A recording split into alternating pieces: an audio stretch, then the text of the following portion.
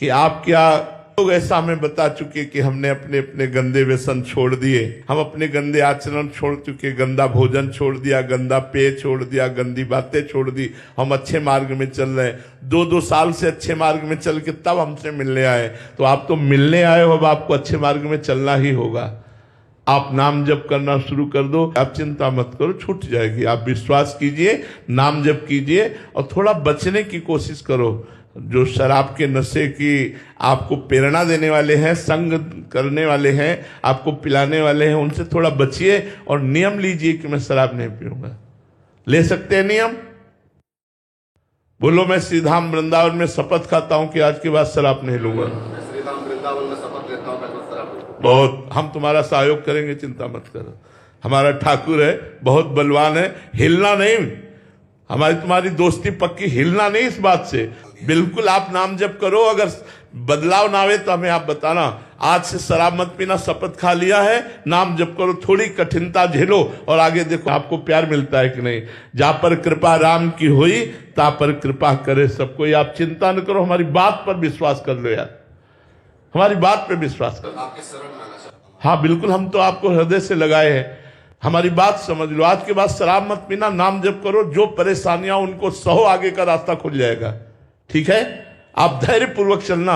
ये नहीं कि 10 दिन देखो कि 10 दिन में हमें नौकरी नहीं मिली, हम फिर शराब अपना दिमाग ठीक करने के लिए पीने लगे। शराब दिमाग नहीं ठीक करती, शराब दिमाग खराब करती है। दिमाग, अब हम तो कैसे तुम्हें बताएं, आप लोग तो जानते हैं शराबी भाइयों की क्या लीलाएं होती हैं। हमने एक भाई को देखा वृंदावन में, उस समय परिक्रमा मार्ग कच्चा था, बीच में छोटी सी नाली थी, वो साइकिल से जा रहे थे और हम राधा वल्लभ जी के दर्शन करके रात्रि के 10 बजे लौटते थे। तो हमने देखा वो साइकिल पकड़ करके बार बार झूम रहे थे। तो हमने कहा चक्कर क्या है कि छोटी सी नाली नहीं, अंततो गत्वा मैं साइकिल से तो उस नाली में गिर गए। जब उनके नजदीक आए तो उनका भाई तुम्हें चक्कर आ गया क्या? तो जब उनकी भाषा निकली और उनकी गंध आई तो हमका भाई ये शराब पिए, उनको उठा के खड़ा किया। हमका भाई थोड़ा तो समझ यार, अगर तू 1500 रुपए का फल फूल लेकर घर जाता तो बच्चे तुझे प्यार करते, तो शराब पी करके नालियों में गिर रहा है, क्या तेरी हालत है? ए भाई, शराब से ना स्वास्थ्य ठीक रहता है, ना बुद्धि ठीक रहती है। लोग कहते हैं रिलैक्स, यार अगर शराब से रिलैक्स होता तो सब रिलैक्स हो जाते। रिलैक्स भगवान के चरणारविंद से होगा। सच्ची कहते हैं, हर कष्ट की दवा, हर बाधा की निवृत्ति, हर उन्नति की प्राप्ति का स्वरूप राधा राधा राधा। मान लो मेरी बात, अगर मान लोगे तो जान जाओगे, जान जाओगे तो निहाल हो जाओगे, और ना मानोगे तो फिर भोगना ही पड़ेगा। इसलिए सबसे प्रार्थना है, पशुओं का मांस मत खाओ, शराब मत पियो। गृहस्थ हो तो अपनी पत्नी से प्यार करो, दूसरी स्त्रियों की तरफ व्यभिचार दृष्टि मत रखो, और भगवान का जितना बन सके नाम जप करो। और जो भी तुम्हें कर्तव्य मिला हो, अपने कर्तव्य को ईमानदारी से राष्ट्र सेवा के लिए समर्पित करो। एक किसान भी राष्ट्र सेवक है, एक व्यापारी भी राष्ट्र सेवक है, एक आर्मी का जवान भी राष्ट्र सेवक, क्योंकि सब मिलकर के हम अपने राष्ट्र को समृद्ध, सुख और शांति युक्त बनाएं। इसलिए हम गंदे आचरणों को छोड़ें, गंदे व्यवहार को छोड़ें, तो हमारा राष्ट्र धर्म युक्त है। भारत एक धर्म युक्त शांति प्रधान देश है। यहाँ ये सब गंदी बातें नहीं, यहाँ तो बहुत एक दूसरे को प्राण देकर सुख देने वाले लोग हुए हैं। हम दूसरों के प्राण हरण कर रहे हैं अपने सुख के लिए, व्यभिचार आदि करके। इसलिए गंदी बातें छोड़ो, खूब नाम जप करो। राज बंसल जी माउंट आबू से। राधे राधे महाराज जी। महाराज जी, साधना में व्यभिचार ना हो, यहां महाराज जी व्यभिचार का तात्पर्य आपका क्या है? साधना में व्यभिचार, जैसे हमारे गुरु ने हमें प्रिया प्रीतम की उपासना दी, प्रिया प्रीतम का नाम दिया, प्रिया प्रीतम की सेवा दी। अब एक इष्ट कंत जिसे कहते हैं, एक ग्रंथ, एक पंथ, एक संत, एक मंत्र, ये अव्यभिचारिणी भक्ति योग है। अपने गुरु में पूर्ण अपार भगवत स्वरूप श्रद्धा, गुरु प्रदत्त मंत्र में अपार श्रद्धा, गुरु प्रदत्त मार्ग में ही चलना, गुरु से निर्धारित ग्रंथ का ही स्वाध्याय करना, और गुरु को ही सर्वस्व मानते हुए गुरु स्वरूप इष्ट में पूर्ण तल्लीन होना, ये अव्यभिचारिणी भक्ति है। व्यभिचारिणी भक्ति है आज इसको, कल उसको, परसों उसको भजा, नरसों उसको भजा, जहां जैसा काम आया वैसे हमने प्रार्थना कर दी, तुम्हें लड्डू का भोग लगा देंगे, तुम्हें ये सब। अव्यभिचारिणी भक्ति योग का होता है अनन्य योगेन, अनन्य योग के द्वारा भगवान की उपासना करना। जैसे मीरा जी कहती हैं, मीरा जी को जब विवाह पद्धति से अपने ससुराल में प्रवेश होता है तो वहां की प्रथा थी देवी पूजन की। तो सास नंदरानी आदि ने कहा कि आपको देवी पूजन करना पड़ेगा। उन्होंने कहा नहीं, मैं देवी पूजन नहीं कर सकती। क्यों? मेरे तो गिरधर गोपाल दूसरो न कोई, जाके सिर मोर मुकुट मेरो पति सोई। अब सर झुकेगा तो गोविंद के आगे, गोपाल के आगे, बस। जैसे गोस्वामी जी कह रहे, बने तो रघुवर ते बने, बिगड़े तो भरपूर, तुलसी अवरन ते बने, ताबनी में पे धूर। ये अनन्यता ही अव्यभिचारिणी भक्ति है। अपने इष्ट के नाम रूप लीला धाम में अनन्य हो जाना। सब रूपों में हमारे ही इष्ट हैं, पर हम अपने इष्ट जो गुरु प्रदत्त नाम रूप, इसे अव्यभिचारिणी भक्ति कर।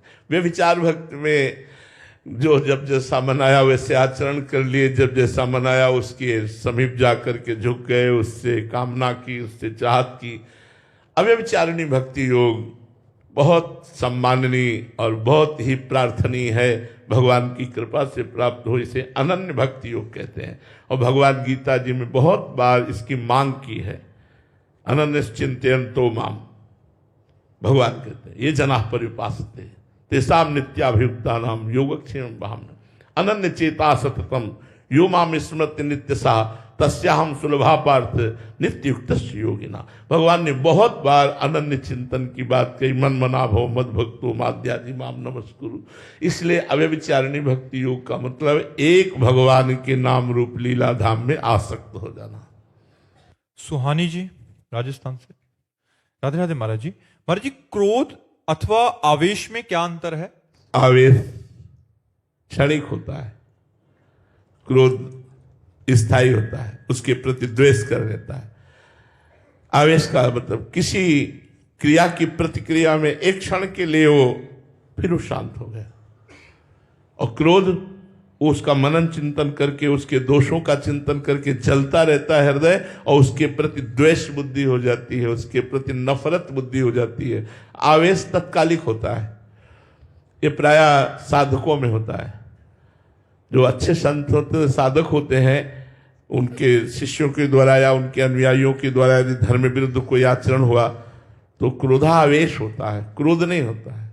अंदर से वो जलते नहीं है, लेकिन उसके सुधार के लिए वो क्रोध का नाटक करते हैं, वो आवेश धारण करते हैं। और ऐसा तो वो थोड़ा भय प्रदान करेंगे, कटुवचन बोल, लेकिन उनके हृदय में कोई द्वेष नहीं, उसके प्रति कभी बुरा नहीं सोचेंगे, कभी अहित नहीं। लेकिन क्रोधी बुरा कर देगा, बुरा सोचेगा, नफरत करेगा, उससे द्वेष करेगा, स्वयं जलेगा और दूसरे को जलाएगा।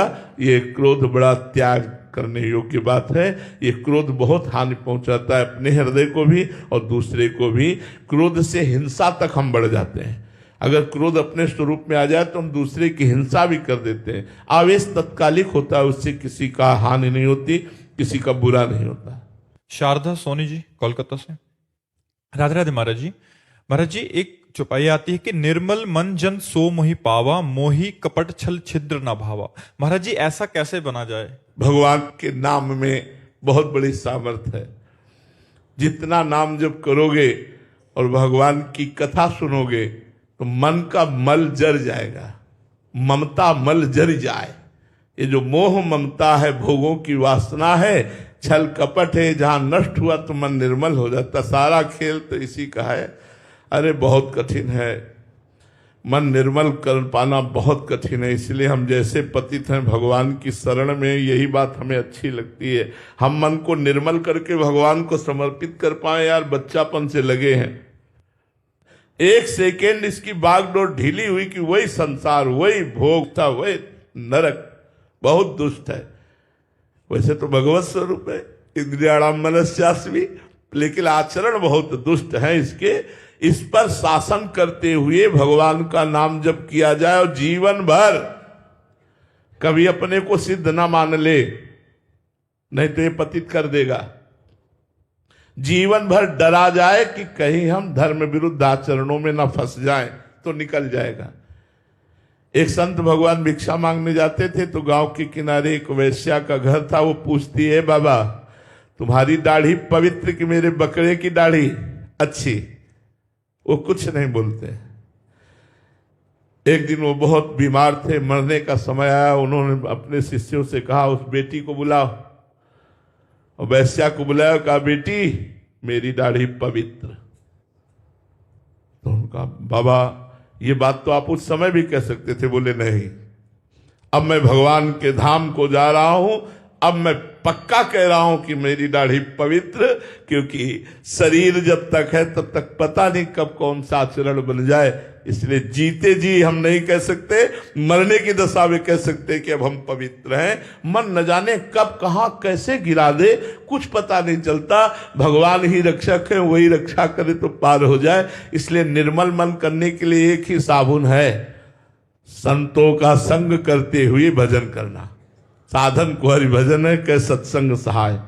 मन तो चंचल सबनते, या को कौन उपाय। साधन को हरि भजन है, कै सत्संग सहाय। संतों का संग करो, नाम जप करो, मन पवित्र हो जाएगा। पवित्र मन में ही भगवान का स्फुरण होता है। विकास पाटीदार जी इंदौर से। राधे राधे महाराज जी। महाराज जी मेरा प्रश्न है कि जो संचित कर्मों का गोदाम लगा हुआ है वो केवल मनुष्य जन्म के लिए कर्म होते हैं या फिर अन्य योनियों के कर्म भी उसमें सम्मिलित होते हैं? नहीं, अन्य योनियों के कर्म नहीं बनते। अन्य योनियां तो भोग योनियां है। मनुष्य, हम करोड़ों अरबों बार मनुष्य बन चुके, कोई पहली बार थोड़ी बने हैं। सुअर, कुत्ता, भैंस, गधा, इनके कर्म थोड़ी लिखे जाते हैं। ये तो प्रारब्ध कर्म से प्रेरित होकर ही करते हैं। कर्म का शुभ और अशुभ करता मनुष्य शरीर है, और हम पहली बार थोड़ी मनुष्य बने। अरबों खरबों बार बन गए। जब से सृष्टि हुई तब से कितनी बार मनुष्य बन गए। हर बार भोगों में भूलकर भगवान का भजन नहीं किया, इसलिए संचित हो गए शुभ अशुभ कर्म, और उन्हीं का परिणाम हमें भोगना पड़ता है। ये मनुष्य योनि में ही होते हैं, अन्य योनि में नहीं होते। उपासक को भगवान ने अवसर दिया है कि उपासना के द्वारा वो अपनी वासनाओं को नष्ट करके सच्चिदानंद सुख में निमग्न हो। निर्विण्णस्य विरक्तस्य पुरुषस्योक्त वेदिनः मनस्त्यजति दौरात्म्यम चिंतितस्यानुचिंतया। जिसको भगवान की कृपा से भोगों में सुख नहीं लगता, बड़ा वो कृपा पात्र है। जिसे इंद्रियों के भोगों से उदासीनता हो रही है, नहीं चाहिए। जनेन्द्रीय सुख, रसेंद्रीय सुख, शब्द स्पर्श रूप रसगंधादि, ये भगवत कृपा पात्र का लक्षण है। जिसको सांसारिक भोगों से अरुचि हो गई है। निर्विण्णस्य विरक्तस्य पुरुषस्योक्त वेदिनः, वो बार बार भगवान के चिंतन में संलग्न होने की चेष्टा करता है। बहुत सुंदर बात है। भगवान का चिंतन कौन कर सकता है? जो भोगों से उदासीन हो रहा है, विरक्त हो रहा है। नहीं तो भक्ति का नाटक होता है, दंभ होता है, पाखंड होता है, भक्ति शुद्ध नहीं हो पाती। बिन विवेक वैराग्य भक्ति बिन सत्य न एको मानो, भगवत विमुख कपट चतुराई सो पाखंड नहीं जानो, भगवत ऋषि जी महाराज कहते हैं। जब तक हमारे चित्त का अपहरण रुपये ने कर लिया, भोगों ने कर लिया, भोग संग्रह में हमारी वृत्ति लगी है, मान प्रतिष्ठा की चाह है, तब तक उसे भगवत चिंतन एक तार नहीं होता है। जिसका भोगैश्वर्य प्रहक्ता नाम, जो अपहृत कर दिया भोगों ने चित्त को, भोगैसक्त प्रसक्ता नाम, जो भोगों में आसक्त चित्त है, उनकी चित्तवृत्ति भगवान में कैसे लगे। तयापहृत चेत शाम व्यवसायत्मिका बुद्धि समाधो न विधीयते।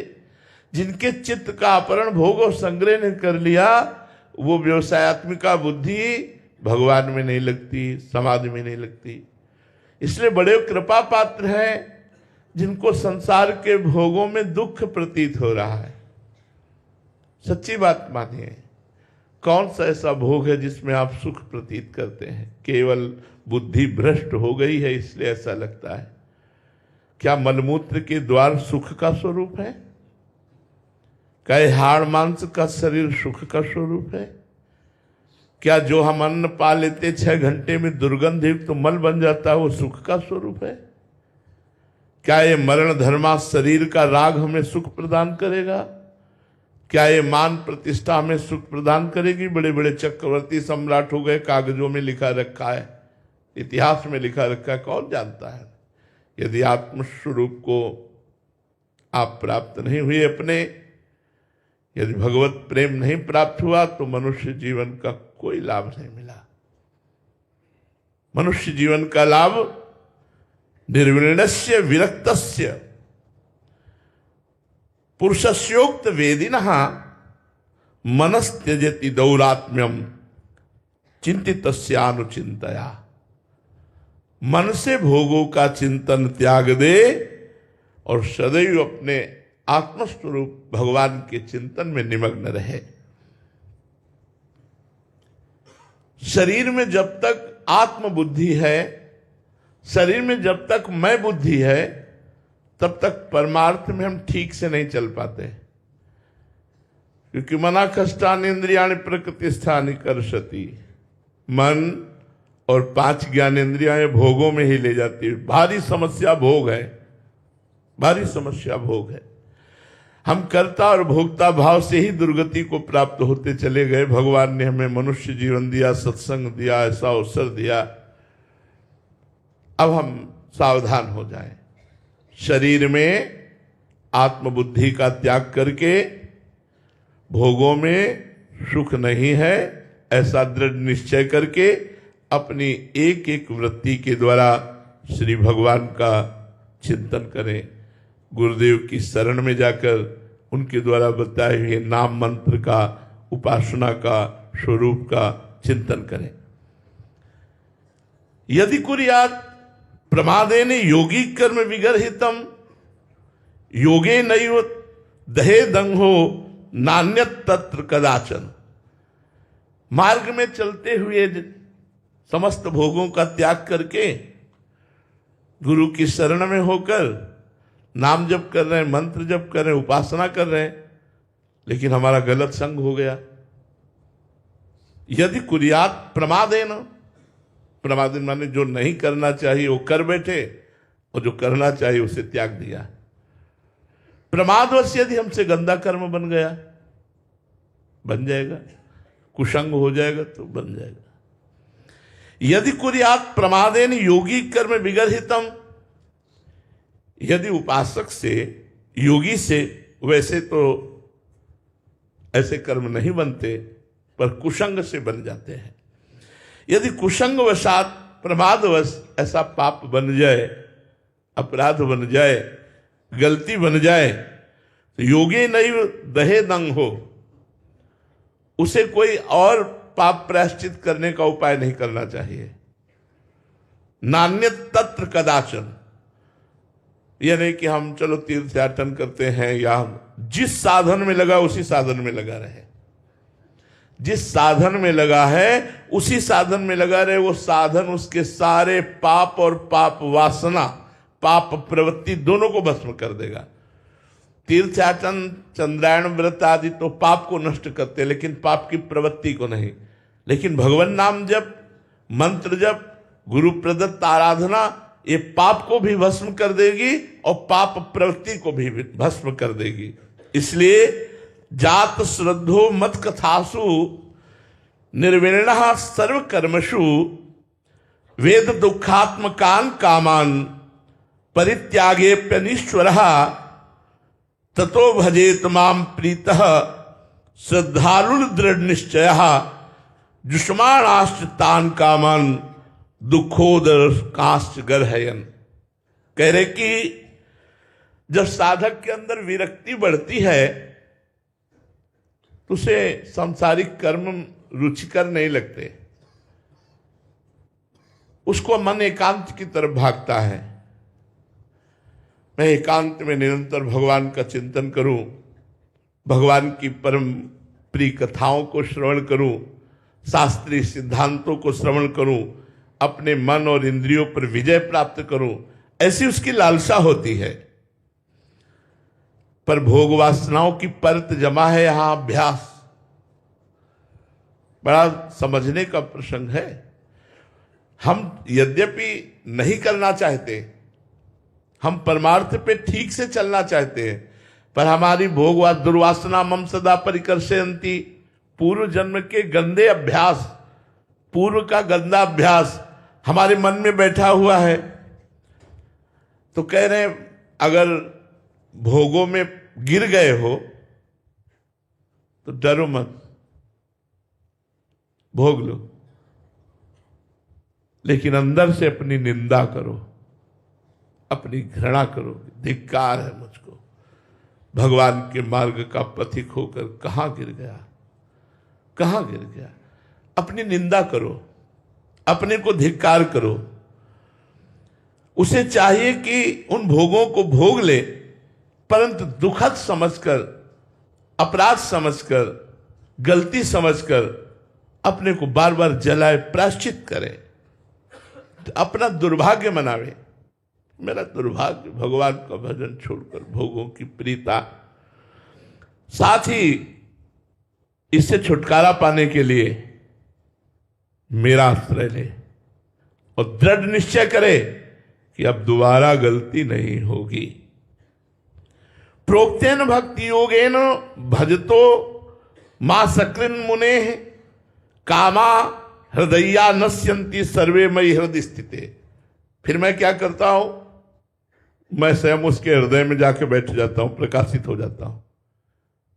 जो साधक गिर गया, भ्रष्ट हो गया, बड़ा दुखी है, भगवान से प्रार्थना करता है, तो प्रोक्तेन भक्ति योगेन, चूंकि वो मेरे भक्ति योग में लगा हुआ है और वो मेरा भजन करना चाहता, भजन करता है, लेकिन भजन में विक्षेप पड़ गया, भोग, वो गिर गया, कुसंगवशात पतित हो गया, तो मैं स्वयं उसके हृदय में जाकर कामा हृदया नश्यन्ति सर्वे मई हृदय स्थिते।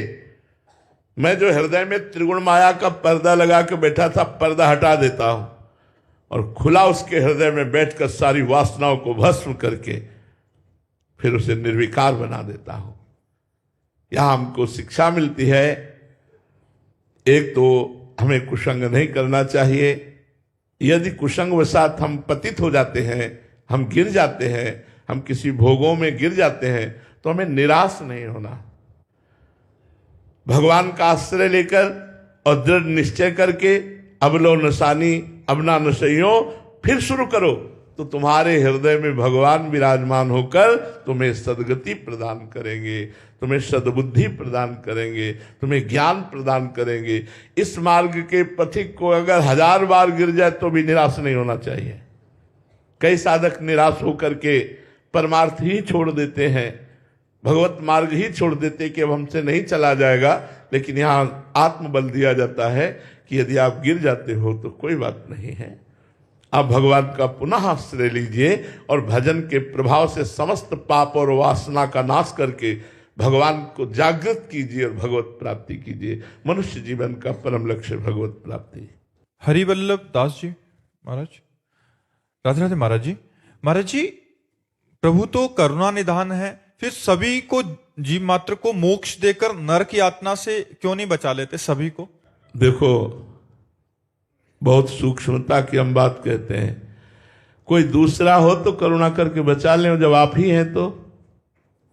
आप ही खेल खेलने वाले हैं, आप ही खिलाड़ी हैं, और आप ही दंड देने वाले हैं, और आप ही दंड भोगने वाले हैं। इसलिए वो खेल रहे हैं, अपने आप से आपकी रचना करते हैं, अपने आप से अपने आप का पालन करते हैं, और अपने आप से अपने आप का विनाश करते हैं, तो वो किस पर करुणा करें। इसलिए ये बात समझनी होगी। आप संत हैं इसलिए ऐसा उत्तर दे रहे हैं। भगवान अपने आप से अपने आप में खेल रहे हैं। अब स्वतंत्र रूप से जो हम अज्ञान से युक्त होकर भगवान से विलग हो गए हम, और अपने को कर्ता मान लिया, अपने को भोक्ता मान लिया, तब हमको स्वर्ग नरक की यात्रा करनी पड़ेगी। यदि भगवान को कर्ता मानकर उनकी बोले यार ये जो है बहुत ही स्वार्थी है, लड़का पैदल चल रहा है, ये घोड़े पे बैठा है, वो नीचे उतर है, लड़के को बैठा दिया। कुछ लोग आगे मिले, बोले यार कितना मूर्ख है, ये जवान घोड़े पे बैठा है, बूढ़ा पैदल चल रहा है। वो नीचे उतरे, उन्होंने कहा पिताजी अब क्या क्या जाए। बोले दोनों लोग बैठ जाओ। दोनों लोग बैठ गए तो कुछ आगे मिले, बोले आराम का घोड़ा मिला होगा, दोनों चढ़े हो। बोले अब क्या किया जाए। बोले दोनों पैदल गए। तो आगे लोग मिले, बोले कितने बेवकूफ है, घोड़ा खाली जा रहा है, पैदल। अब वो घोड़े वाला करे क्या, अब वो घोड़े वाला क्या करे। दुनिया है, अपनी मस्ती में चलो, गलत करो मत, किसी का हित करो मत, अपने को कोई अच्छा बुरा बोले बोलने दो, वो उसकी मती है, मौज में रहो, थोड़े दिन का जीवन है, मस्त रहो यार, कौन क्या कहता है इस बात पे नहीं। भगवान का चिंतन करो, अच्छे कर्म करो, परोपकार करो, और छोड़ दो जो मनावे संसार, तुम्हें भला कहे या बुरा कहे, उसकी मती, हम अपनी मस्ती में। मर्जी सफाई भी नहीं देनी चाहिए, हम अपनी सफाई देने लग जाते, फिर परेशान हो जाएंगे, फिर परेशान हो जाएंगे। संसार चलने ही नहीं देगा यदि इसके अनुसार चलो तो। अब वो अगर गलत आचरणों में जाता है तो निंदा होती है, अच्छे आचरण करते तो उपहास करते कि बड़े भगत बने, तिलक लगाते, कंठी माला पहनते, नाम जपने, अब तो भाई बड़े भगत हैं, और उसका ऐसा उपहास करते कोई बेचारा भजन करने में भी शर्मा जाए। तो हमें संसार की बात नहीं देखनी, हमें अपनी मस्ती में चलना है। विमलेश जी मध्य प्रदेश से। राधे राधे महाराज जी। महाराज जी आपके चरणों में कोटि कोटि प्रणाम। गुरुदेव भगवान, प्रेम का आनंद क्या है महाराज जी? गुलाब जामुन पाया है, कैसा लगा? मीठा। कितना मीठा? जो पाता है उसी को स्वाद पाता है। बस उत्तर यही है। यही उत्तर है। प्रेम का आनंद कैसा? जो पाता है वही जानता है। अनिर्वचनीयम प्रेम स्वरूपम, ये तुम्ही से उत्तर दिलाना चाहते थे। एक प्राकृतिक वस्तु रसगुल्ला का आनंद नहीं बता सकते तुम। बोले मीठा, बोले कैसा मीठा? बोले पा के देख लो। ऐसे ही प्रेम का आनंद क्या है? अनिर्वचनीयम प्रेम स्वरूपम। इसको वाणी से नहीं कहा जा सकता, क्योंकि हृदय का विषय सूक्ष्म तरम, बड़ा सूक्ष्म है। अनुभव स्वरूपम, ये केवल अनुभव में आता है। प्रतिक्षण वर्धमानम, ये प्रतिक्षण वर्धमान है। ये विनिवृत्त कामा, ये समस्त कामना रहितम, ये कामनाओं को शांत कर देता है। तो जो कामनाओं में फंसे वो प्रेम सुख को क्या जाने। इसलिए भगवत आराधक ही जानता है हृदय का विषय, इसे वाणी से नहीं कहा जा सकता। जब एक प्राकृतिक वस्तु के आनंद का वाणी से वर्णन नहीं किया जा सकता, तो चिदानंद प्रेम का कैसे वर्णन किया जा सकता है? समझ रहे हो बच्चा? उसकी प्राप्ति का सूत्र। हाँ, प्रेम का यही बताने के लिए तो संत जन अपना जीवन धारण किए हुए हैं। प्रेम मूल यह नाम है, प्रेमी रसिक जपत यह नाम, प्रेम मगन निज बन विश्राम, श्री हरिवंश जहा रहा है। जो निरंतर नाम जप करता है, गंदे आचरणों का त्याग करता है, भगवत शास्त्रों का स्वाध्याय करता है, भगवत प्रेमी संतों के चरित्र पढ़ता है, भगवत प्रेमी संतों का संग करता है, उसके हृदय में प्रेम का स्फुरण हो जाता है। दूसरे शब्दों में, शांतिरव्यर्थ कालत्वम विरक्तिर्मान शून्यता, आशा बंदा समुत्कंठा, नाम गाने सदा रुचि, आसक्तिस्तद गुणाख्याने प्रीतिस्तदवस्ति स्थले। अगर ये लक्षण है तो प्रेम का प्रादुर्भाव हो जाएगा। शांति, तुम्हें कोई सताए तुम शांत रहो, विचलित मत हो, उद्वेग को प्राप्त मत हो, क्रोधित मत हो, प्रतिक्रिया नहीं आनी चाहिए आपके हृदय में। प्रेम प्राप्ति करना है तो सबसे पहला सूत्र लिखा, शांति। जो आपका बुरा करे उसका भी आप भला करो।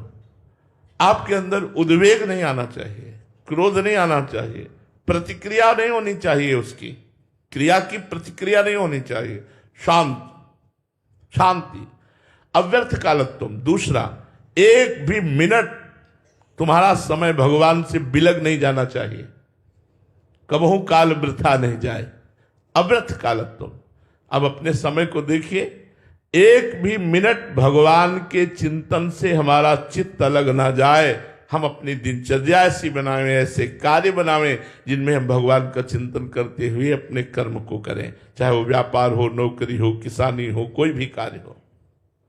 विरक्ति, अधर्म युक्त भोगों से वैराग्य धारण करना, समस्त भोगों से वैराग्य धारण करना ये निवृत्ति मार्ग है, लेकिन अधर्म युक्त भोगों का त्याग कर धर्म युक्त भोगों को भोगते हुए भगवान के मार्ग में चलना ये गृहस्थ मार्ग है। विरक्ति, मान शून्यता, किसी से भी मान चाहने की इच्छा ना हो। कोई मान दे भी तो बुरा लगना चाहिए, जैसे कोई हमें विष दे तो बुरा लगेगा ना। तो सम्मानम कल्याति घोर गर्णम नीचापमानम सुधा, सम्मान को विष के समान समझे और नीच पुरुषों द्वारा किया हुआ अपमान अमृत के समान समझे। सम्मान का त्यागी ही भगवत मार्ग में आगे बढ़ता है। यद्यपि भगवत मार्ग में इसकी बहुतायत रहती है, लोग सम्मान देते हैं साधु मानकर, भक्त मानकर, लेकिन जो सम्मान को ग्रहण कर लिया वो पतित हो जाता है। इसलिए सम्मान को स्वीकार नहीं करना चाहिए अंदर से। सबहि मान प्रद आप अमानी, सबको सम्मान प्रदान करे, स्वयं सम्मान रहित रहे।